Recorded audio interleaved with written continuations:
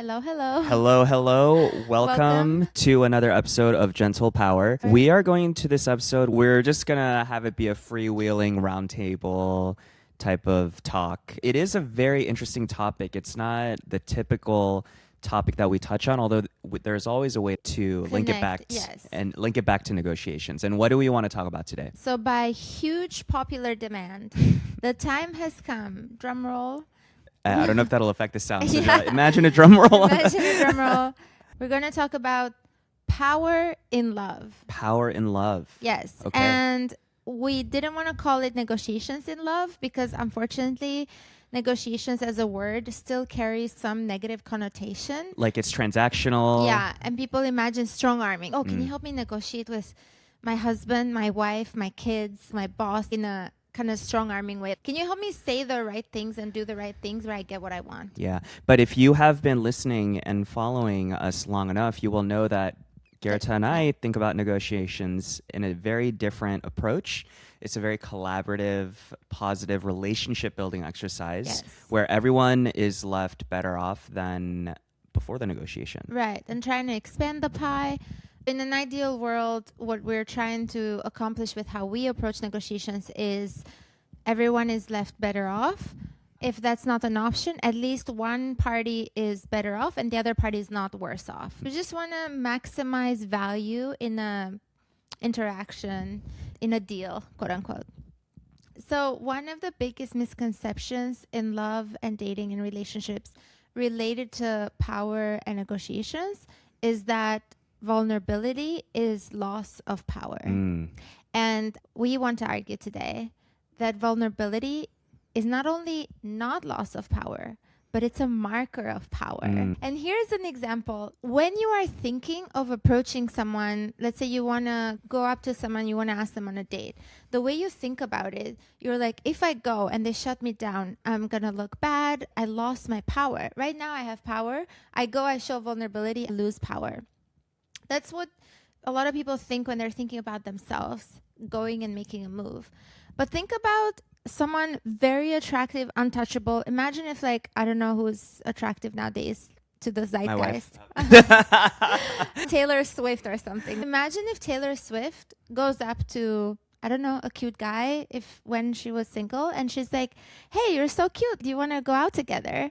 And if the guy says, no, thank you.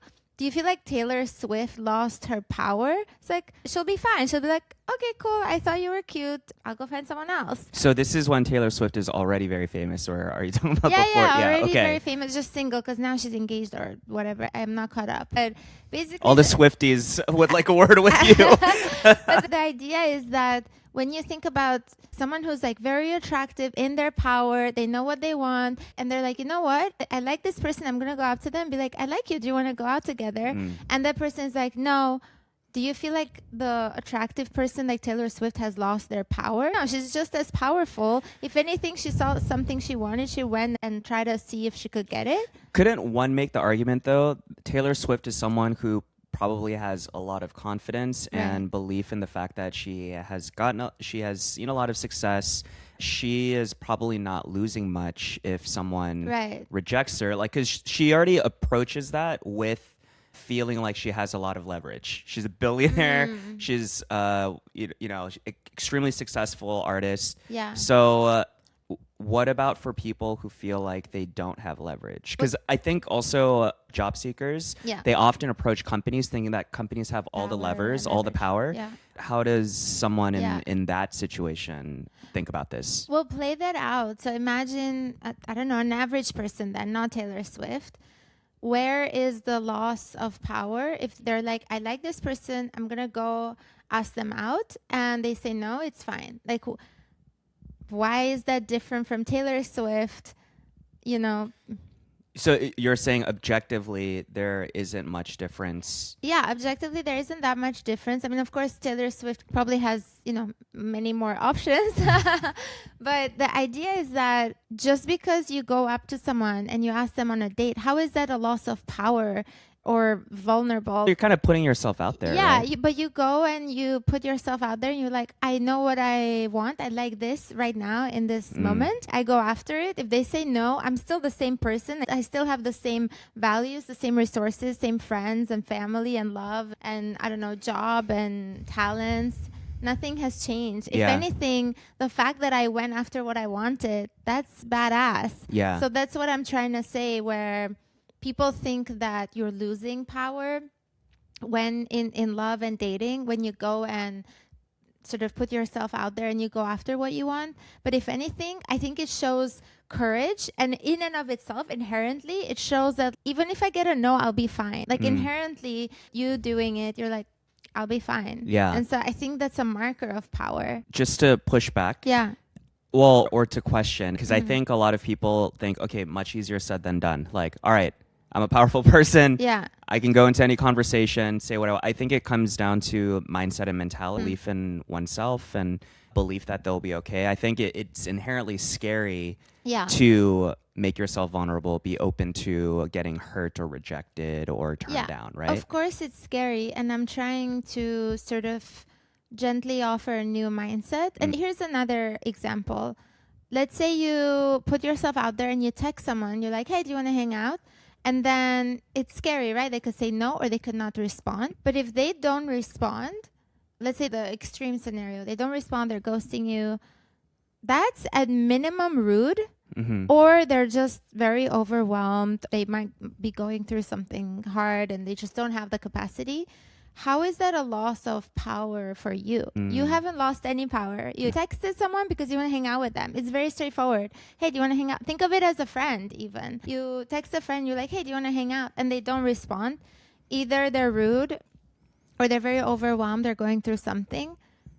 Where in this interaction there's a loss of power for you. If anything, it's a negative marker for them because they're either being rude or they're like don't have the right communication skills. Yeah, I see. So you're saying regardless of how you may be feeling about yourself, what you think is happening in the situation, at an objective level, there's genuinely there's no loss of power. Right. It's just a situation as it is at face value. Yeah, exactly. Inherently, if you just look at the facts, there's no loss of power. Versus, let's see, if you go up to someone and you're like, can you go on a date with me? I'm so alone. No one goes on dates with me. No one wants to date me. No one cares about me. I've tried this a million times. I can't have a real conversation. That's a loss of power. And people think it's equivalent to go up to someone and say, hey, do you want to go on a date with me? As if you go up to them and you're like, hey, do you want to go on a date with me? I have no one else to date. I've asked a million people. No one wants to date me. I have no options. I'm so ugly. I'm so insecure. People think that's equivalent, but it's not. I see. Okay. When you go up to someone and you say, you want to go on a date with me, you're just showing you seem interesting. I want to go on a date with you. That's it. Those are the facts that they can see. It's not equivalent to you saying, I'm so lonely. I can't find any dates. No one finds me cute. So it's in the delivery and what you say. It's in the facts, not just the delivery.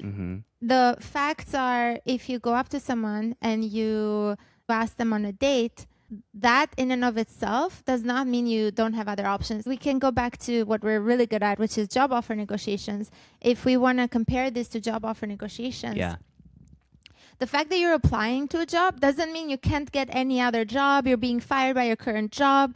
You are unemployable. You have no skills, right? You're just applying to a job because it looks cool. So similarly to dating, you're like, you look cool. Do you want to go on a date with me? It doesn't mean I can never get anyone else to date me. Right? Yeah. I'm laughing. I thought of a few memes as you were talking about this. And God. I think this also just goes to show, maybe I'm too much on the internet and seeing all these memes, but if someone ghosts you, just to remind yourself, she didn't leave you on red. You left her speechless.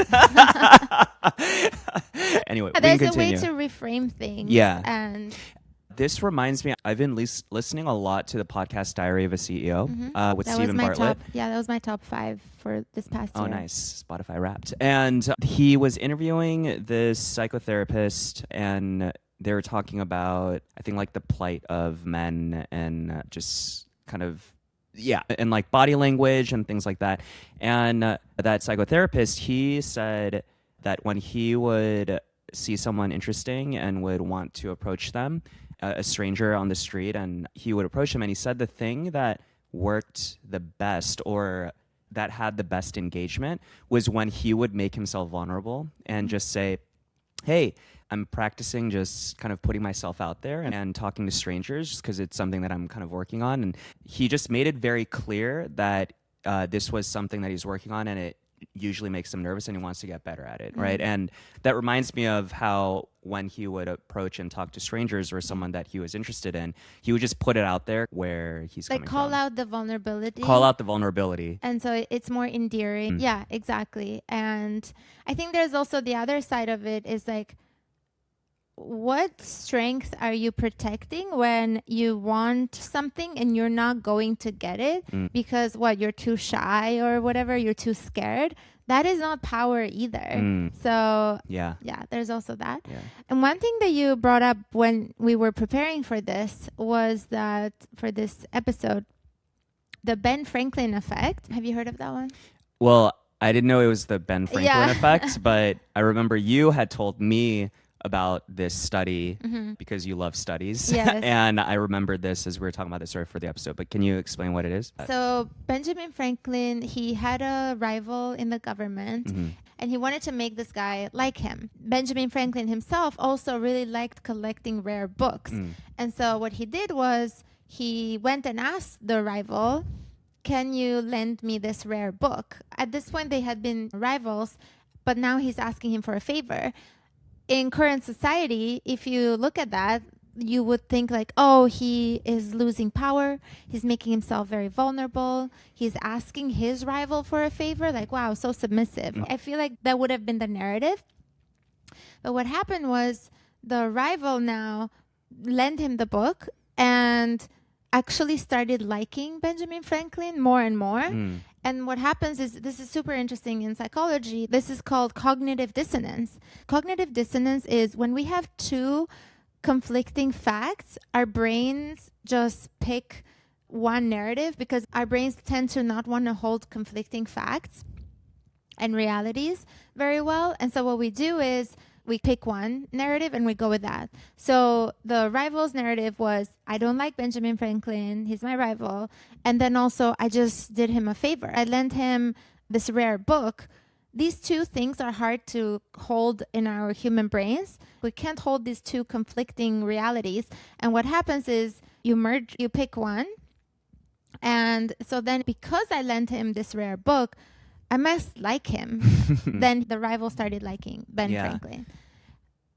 So the lesson here is, if you want someone to like you more, then you ask them for a favor. Yeah, the surface level lesson is one way to make someone like you more is asking them for a favor rather than doing them favors. Yeah. And actually, this is observed in gift giving as well. When you give people gifts, you like them more. The pro tip for people who have a hard time accepting things, I have a hard time accepting gifts, or favors and things like that. I'm like, okay, one way I sort of encourage myself to accept is, okay, this will make them like me even more, so that's good. The surface level takeaway from the Ben Franklin effect is, one way to make people like you more is ask them for small favors, things like that. And if you're gifting, you will like them more. But a deeper takeaway is, we have huge misconceptions in society as to what power means, what vulnerability, in love, in everyday life, in negotiations, in job offer negotiations, business deals, what all of that means. Because we think it means I don't make myself vulnerable, I don't ask for what I want, because that makes me look too desperate. But as you can see with this counterexample in the Ben Franklin effect, even though at surface level would have seemed like making himself too vulnerable and being too kind of losing his power, in reality, it worked in his favor where now the rival liked him more. So I wanted to sort of provide a new write a new way of looking and challenge our sort of by default misconceptions we have around power and vulnerability. Yeah, I like that. I feel like people don't want to ask for help. Right. They think that they're imposing on others. Yeah. Or that they seem not only imposing, that's very cultural for you and for me. Yeah. Many cultures, when you ask for a favor, it's imposing. But it's also, I don't want to seem like I can't do it myself. I don't want to seem like I don't have the resources, like I'm weak. needy, I'm weak. Right. But as we saw with the Ben Franklin effect, if anything, that works in your favor. And I truly believe, and maybe I'm having a hard time articulating, the more we show vulnerability, the more we're showing strength. The fact that you are willing to open up your heart and be like, hey, I really like you, let's go on a date. I think that's a huge marker of strength, because it means I'll be fine even if you say no. Yeah. I like that. What I've learned with negotiations is that the best way to deliver a move is to convince yourself of the right narrative. For example, when companies ask you, because again, we're experts in job offer negotiations, when companies ask you, are you talking to other companies? We strongly recommend that you have applied to other companies so that you can say, yeah, I'm considering other options. The idea is that you need to convince yourself of the narrative first. And in love and dating, remember that the fact that you're going up to someone and being vulnerable, it just means you're actually brave and you will be fine. Why not shoot your shot? I think that's a marker of power, so much more than, oh, I'm not going to ask them on a date. That just shows you're scared, and you're probably, I don't know, scared and shy and inexperienced. You think you don't have other options. What you think of preserving your power in love and dating, it's actually a marker of weakness, or you thinking of yourself as weak. Yeah. So vulnerability is strength, not weakness. Yes. And in dating. In dating, and if you show vulnerability, in fact, it could make the other side like you even more. Like if you ask someone for a favor, as an example, as a an very example. silly example. Yeah. Interesting. I'm sure there's other ways. Yeah. I know this comes up a lot for you because you have a lot of friends who are single. I mean, we both have friends who are single, but a lot of people come to you for love advice. Oh my gosh. Even we have had previous clients, after we work with them, they have asked Garretta, can you also be my dating coach? Oh my gosh. Every time I post like negotiation tips on Instagram, I get DMs like, can you say anything about negotiating in love and dating? So this is, I guess, us dipping our toes in that. Going back to when you ask someone for a favor, it makes them like you more. This isn't exactly a favor example, but I remember, so when I was in the Air Force, I worked in a program office, both military people and government civilians and contractors. We all worked together developing software systems. There was this one government civilian that I worked with, and he was kind of like the mentor, and he was the proverbial office father to all the young military officers that would come through, because he had been working there for a long time. His name is Warren. Incredible guy. Warren, he was a retired military officer. He was, I think at the time, around like in his 60s, and he would engage with you as if you're already friends. And I remember I told you this. I was telling you a story from the office, and I needed Warren's help on something. I asked Warren to come over, and I had snacks. I think it was a bag of nuts or mixed nuts on my desk. And Warren came over, we were talking, and without even asking me, he just started eating from my mixed nuts. Yeah, just like how a friend would. It's like, of course we're friends, so, you know, we share these things. And I remember when I told you this, and you said, I like that he didn't ask you, and it just made it seem as if, I mean, of course, within boundaries, all these things, like read the room, People all that. are not going to start crashing our place. Yeah, but it did make me think about how the fact that he didn't ask me made me feel as if like closer we're even closer, right? Yeah. And he was one of my mentors very early in my military career. He had mentored a lot of officers, but I just remembered that story as we were talking about the favor thing. Yeah, exactly. I think there's a lot of different ways to think about and these little things. But I want to zoom out more, because yes, there are little tactics of like how to make someone like you more, and how to, like, I don't know. I want to stay a bit above all the little things and more sort of the main idea. The overall idea here is that there's a huge misconception. I've seen it in our circles too. We have a lot of people playing it cool in dating and love and relationships. And yeah, this misconception is that if I'm vulnerable, I'm losing power. I seem too submissive. I seem too weak. And I think, again, if anything, it seems you're so powerful. You're like, hey, I like you. Let's go out. Oh, you say no? Okay, fine. I'll be fine. And I have other options. Yeah. Yeah. Cool. I think there's so much more to talk about in this topic. Or we can do a part 2 or more if there's interest. Maybe we can collect some of these studies. I think people might be curious about like what are some other little things we can do, how to make someone like you more, or things like that. Yeah. If we get a lot of feedback that the dating stuff was very interesting, we can we can gently pivot into love negotiations. But yeah, it's just a fun fact. I had a huge crush on someone in high school, and I'm pretty sure I liked him. I don't think he liked me back. And I started reading. His loss. Okay. His loss. Since I was 15, I started reading so much about relationships. And this was in the era of dial-up phones. There was this guy, I think his name was Christensen, if it's even a real name. And then I met Matthew Hussey. He's a dating coach? Matthew Hussey is a dating coach for women. Wait, and who's Christian Christensen? He was very early. I was 15. This was a long time ago when I... Dating guru. He was writing about how to think about dating and love and all of that. And then I got so wrapped up in this world. I just love psychology. I love learning about dating, relationships, and love and all that. I love that actually what we do is very similar to that, because we think about negotiations in a relationship, human dynamic. It's just that it's in a professional setting. Then I discovered Matthew Hussey, who now is such a huge name. I still listen to his podcast. I learned so much about love and relationships through his podcast. I saw him in person. I think you and I had just started dating. I think you told me about it. Yeah.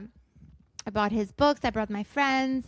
So this is very close to my heart. And you're right. I have a lot of friends who come to me for dating advice. At some point, I have like 6 to 10 friends all texting me with screenshots like, oh, he said this. What do I say? And also a lot of guys, she said this. What do I say? And I just love that kind of stuff. So that could be something we start talking more about on our podcast. This is not necessarily related to negotiations. Yeah. So you said you want to keep this high level, but I just remember this very specific thing that you had told me once. It was so fascinating. Okay. It was about the thing where if you want to know if someone likes you. Oh. Yeah, can you share this? I learned this so early on. So this is why we're in the negotiation business. I just love behavioral sciences. And maybe it's not. Maybe it's nurture rather than nature, because I just remembered I started reading about, dating and love and all that and relationships at 15. But my uncle, who's like a father figure to me, he was reading body language books when I was even younger. And then he would share those with me. And so this was, I think I was like early teens, but yeah, we were both reading this body language book because he was passionate about it too. And what it said was, there's this trick to figure out if someone likes you. Take these with a huge grain of salt, and salt like will it could be pop science here. Yeah, but and just like with body language, you want to think about the context, the cultural context, the individual context. Like, for example, if someone holds their arms like this, generally you can deduce with some certainty that maybe they don't like you, right? If someone's like this. I just realized I just did that. But I it's know, because my elbow's holding this up for a while and my elbow is getting tired. Exactly. Right. So if I weren't careful in interpreting this, I see someone with their arms folded, like, oh, they don't like me, versus your elbow hurts or you're cold. I do this when I'm cold, which is very often. And or maybe you're used to carrying your arms like that. That's just habit. So you really need to think. This is why I'm trying to stay away from these topics, because you have to be very careful on how you interpret things. But this little trick, again, huge grain of salt, and the salt will become relevant because it's about a salt shaker or a glass of water. But I learned this so early on. Basically, in the book, it said, let's say you're hanging out with someone and let's say maybe it's a salt shaker and it's usually in the middle of the table. We're facing each other and I gently move it closer to you, not in a way that's very obvious, but you're picking up on it subconsciously. I move the salt shaker, which is normally in the middle of the table, gently more on your side. Or actually, first, maybe I touch it a little, like I kind of claim it a little. Like now you associate it with me, and I claim it, I'm playing with it, and then slowly put it more in your space. The book said that if you take it and hold it and touch it and now you like embrace it, you really like me. But if you push it back to the middle or even on my side, you don't like me. Oh. So this was what I learned in the book. Yeah. And the funny story, which I'm going to share it. So I learned this. I'm a teenager. And then... Teenage behavioral scientist. Little teenage behavioral scientist. And so I go out with my uncle, who is kind of around my age, not that much older, and his guy friend. And my uncle goes to the bathroom. It's just me and the guy friend. And we're having conversation. I find myself moving this glass of water back on his end. And I catch myself. And it was his glass of water that he had gently moved into my space. And I had just moved back to his space. And this is my uncle's very good friend. Again, we were like all maybe teenagers, early 20s. And basically, I have a pretty reasonable level of confidence that my uncle and I had talked about this. Yeah. That my uncle had told his guy best friend about this. And he was just testing how much I liked him. And the answer was no. Answer was I didn't. And it's crazy. And I caught myself just as I had moved it on his side of the table. And I was like, wow, I see what just happened. I felt so, not naked, but like as if my thoughts were so transparent. Yeah. But this thing, it kind of makes sense. I think it's related to mirroring. If you maybe feel some level of connection with someone, then your body language may start mirroring. You may start talking. So let's say if I was fiddling with chopsticks at the dinner table or kind of something, or like salt shaker. Yeah. And then this thing that the book says is like, well, if another person then later on picks that up as you're engaging with them, then they maybe subconsciously are connecting with you more than they even realize. I just think it's extremely dangerous if you're not very well attuned to what other variables are happening, this person's personality and like the environment and all that. So for example, you are a little bit, I don't want to say OCD, that is an overused term, but you like things very well arranged. Yeah. So if we were maybe early stage dating and I do this salt shaker thing, you just like the salt shaker to be where it's supposed to be. That doesn't mean you don't like me. You just like arranging a table. You still do this to this day. You're always like arranging things. So you really need to take things with a grain of salt. I'm the arranger in chief of this household. Chief arranger officer. Yeah. But I do have I have a couple other of these little studies. But again, do not use this at home. Let's go into them. I'm curious. Yeah. Okay, like two others that I think are very cute and more innocent and maybe more, I guess, more reliable. One is that if you're in a group setting, let's say there's like 5-10 people laughing, hanging out. If the person you like in this group, and it's unspoken, I guess, if they make a joke, notice whom they look at right after they make a joke. Or if everyone's laughing, who do they look at first when everyone is laughing? That's usually when you make a joke, you all immediately look at the person you like. Did you laugh? Like, what's your reaction, to see like, did that work? Yeah. What was the reaction? Am I crushing it right now? Yeah. So that's one small Interesting. marker. Okay. But again, Okay, sorry. That was so funny. I'm so glad that you like me after 14 years together. And then, but again, like you want to be careful with this because what if like, I don't know, their boss is in the group or I don't know, there's so many reasons. Maybe they're looking at someone else because they have something in their hair. Like, you want to be super careful with these things. Yeah. It's a nice to have data point, but don't hinge everything on it. Yeah. That's one thing. The other thing, I think this is super cute too. Again, if you're in a group setting, if you're at an event, it is believed that your toes or your feet are pointing to the person you like. It's standing or sitting or what? Standing. Yeah, standing. And again, like you can't rely on this too much because what if they're talking to someone else who's directing them in this area of the room and you're like, oh, they have their back to me. They don't like me. But in general, let's say you're floating in a room and you're moving around.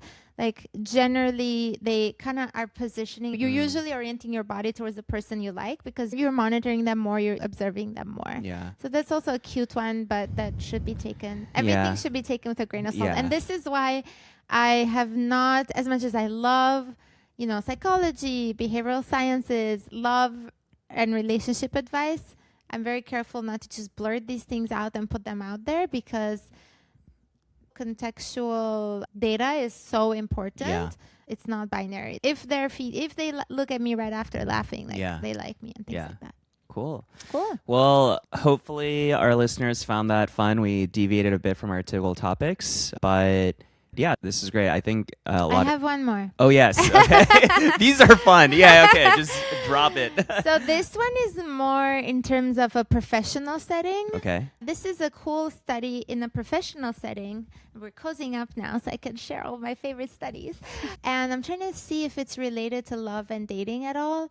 But I actually have used this myself. So when you are negotiating in person, ideally, you want to be next to the person you're negotiating with as opposed to in front of them. I learned this in that body language book that I read when I was like 10, but I actually use this. I had a very tough job earlier in my career, and my manager was about to scold my entire team because we were coming into the office at 9:10 instead of 9 on the dot, even though we were leaving several hours after everyone else. But it was important for us to get in those 9, not 9:10. And my manager was coming in to scold us, and my manager is like, hey, everyone, get into this room. Everyone sits down, almost like children. They lined up almost like children about to be scolded. There was a table. And I was like, I'm going to sit next to my manager because I think that will create the cognitive dissonance for them to be a bit more confused as to I'm supposed to scold her, but she's here with me. Yeah, but she's here on my side. Yeah. And that's what happened. So you sat next to your manager. Yeah, my manager starts scolding the team. Everyone was lined up. That felt appropriate to my manager. But I was right next to my manager. And I could tell their confusion and how scolding and then turning to me. It's like, I'm confused. Like I could tell. Yeah, you're right here. Yeah, you're right you're here. with me. You feel like you're on my team. I feel weird scolding you when you're like right next to me, like a friend or like my team. The deputy. Yeah. And that was a small little thing that I did, and I was like, it was keeping me sane during, during that meeting. Yeah. Well, in dating, maybe in restaurants when we eat, I like for us to sit next to each other. Yeah. Like it just feels more endearing as opposed to in front of each other. So you Yeah. can use this in dating too. Yeah, I've heard Jim- about how you slightly move your body, you Yeah. angle it away instead of Like, looking dead yeah, on. it's too 'cause confrontational. Yeah. Yeah. But if you're just like this, if you're chatting Yeah. and angled a bit away, it feels more relaxed. Yeah. And your brain perceives as like it's us against the world as opposed to us against each other. Cool. And I wanted to add something from my point earlier. I'm trying to figure out how to clearly articulate what I was trying to say earlier about dating and relationships, and how being vulnerable is not a marker of weakness, but rather of power in the context of love and relationships. And perhaps one way to think of it is as openness versus exposure. If you like someone and you go and you're like, hey, I like you, that's you being open, but it's not you being exposed. You're not saying, I don't have any friends. I need to date you. Otherwise, I'm going to drown or I'm going to be so depressed and things like that. You're just saying, hey, I like you. And that's it. You being open. You are not exposed in that I'm so weak because I like you. Yeah, I see. Hopefully that clicks. In any case, I would be excited to talk about this topic again. Yeah. If there's interest. Any Yeah. final thoughts? No, we definitely went on a lot of side quests on this Yes. episode, but I feel like we covered a lot of interesting things, body Yeah. language. Little psychology tricks. Yeah, and we've talked a lot about, I think we had a full episode earlier this year on one of my favorite books called Unbound, written by a woman who has been a dominatrix for 17 years, as well as a Taoist nun. So she's been both a dominatrix and a nun, I think at the same time, like within the same years. She would just go back and forth. And so she has this very unique perspective on power, mostly from a woman's perspective, but a lot of concepts that you can extrapolate. And oh my gosh, it's my dream to have her on our podcast. Her name is Kasia Urbaniak. She's Eastern European like Kasia, me. if you're listening, you're Yeah. welcome to a future I think we'll episode get of Gentle there. Power. Yeah, I would love to have her here because, I mean, power negotiations are so closely related. Yeah. And we focus on the professional world, but of course, it's humans at the end of the day. So it's applicable to the personal world very often as Yeah. well. I started reading that book as well. Right. There were some pretty mind-blowing things in Yeah. there. One very quick example, and then I promise we'll end. But so when you feel unconfident, or if you feel like someone is being aggressive in a conversation and you feel like you have no power in the situation, how do you flip that power around?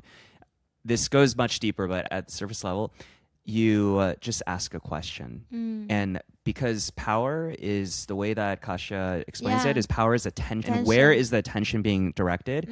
So when you ask a question to that person, and actually you don't even have to have the question make any sense, or I mean, the not that- context. to the context. Yeah, it doesn't like, have to be, yeah. yeah. So if you want to claim power back, you ask them a question. The attention is on them, Yeah. and then they need to respond to you, Yeah. and then you can just Now they're keep- spinning, they're thinking like, oh, how do I respond to this? Yeah. She mentions this in the context of harassment a lot. And Mm-hmm. she's like, if a man is making a very inappropriate comment about you, you can, I mean, ideally you say that, does that comment sound appropriate to you? Like you call it out, but you don't have to. You can be like, where did you get that jacket? And now you're just turning the attention back at them opposed to when it was on you.